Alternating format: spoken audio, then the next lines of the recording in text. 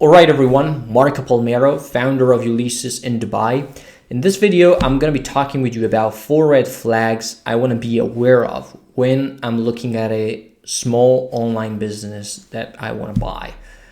Of course, I recorded another video talking about 9 factors that you want to consider when making a preliminary assessment on an online business. Go check that video out if you're interested in it. But in this particular video, we talk about red flags. So we discuss the huge, I would say, bad elements that come up when you start diving deeper into the discussion and you ask for more information from this particular seller. And so the first one on the list is always the same. I might sound repetitive, but it's important for me to mention it, and that is the age of the business. If the company is too young, I'm not going to look at it. I'm not interested in finding out what are the reasons why such a young company is up for sale. I'm simply going to pass on it. It might be a tremendous opportunity. I simply don't care. And the reason why I don't care is because this is a huge red flag for me. That means I'm going to have to do a lot of digging to understand why is it that such a young company is going up for sale. And I'm not interested in doing that effort.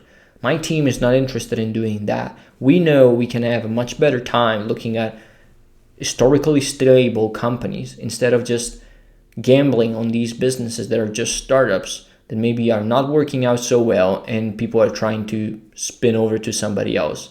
They might be profitable right now, but there might be some things that we don't know, that we don't see, that are hiding below the surface. So age of the business is always a huge red flag for me if the age is below a certain threshold, which I need to identify before I actually dive into that niche, into that industry, into that online business.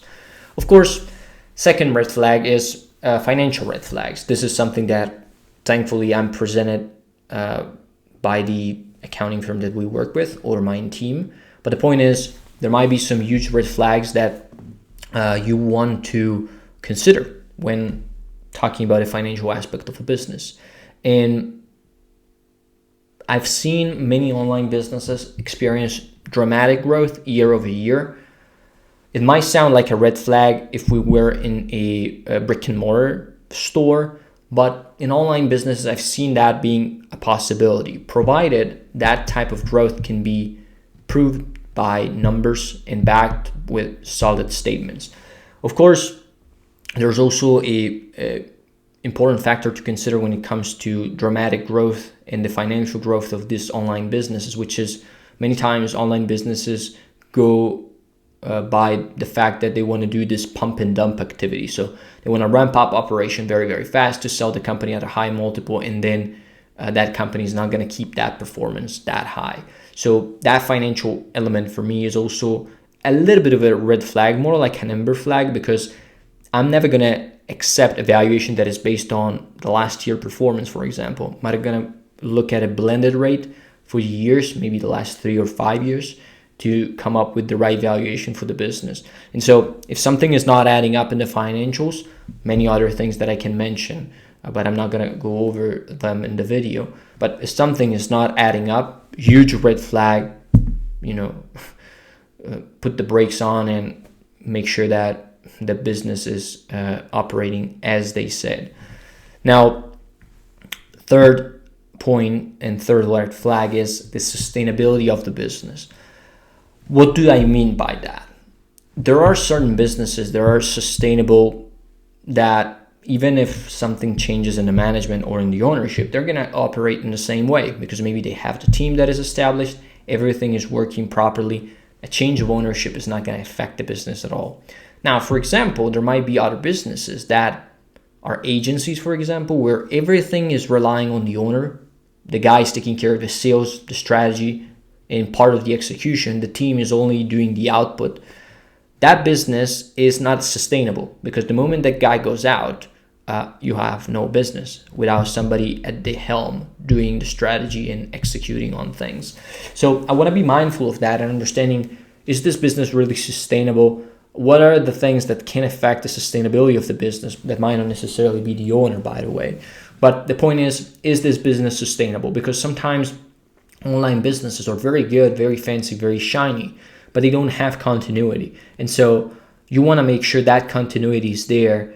Otherwise, your investment, your purchase is going to be worth nothing or dramatically less than what you paid for. So that is, again, a red flag. Check the sustainability. If there's no sustainability in place, maybe it's a bad sign.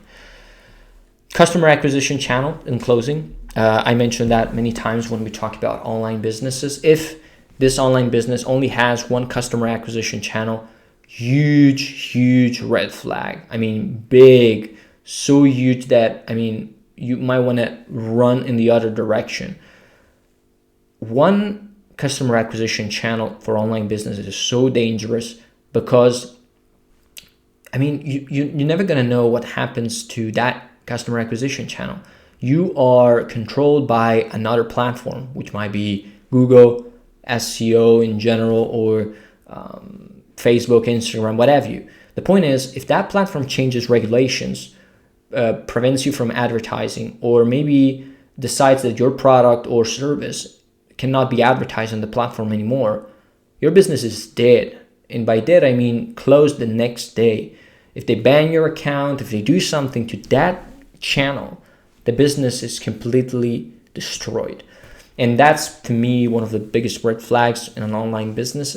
If they have one customer acquisition channel only, they're not a buy. I pass on it almost immediately. No thanks.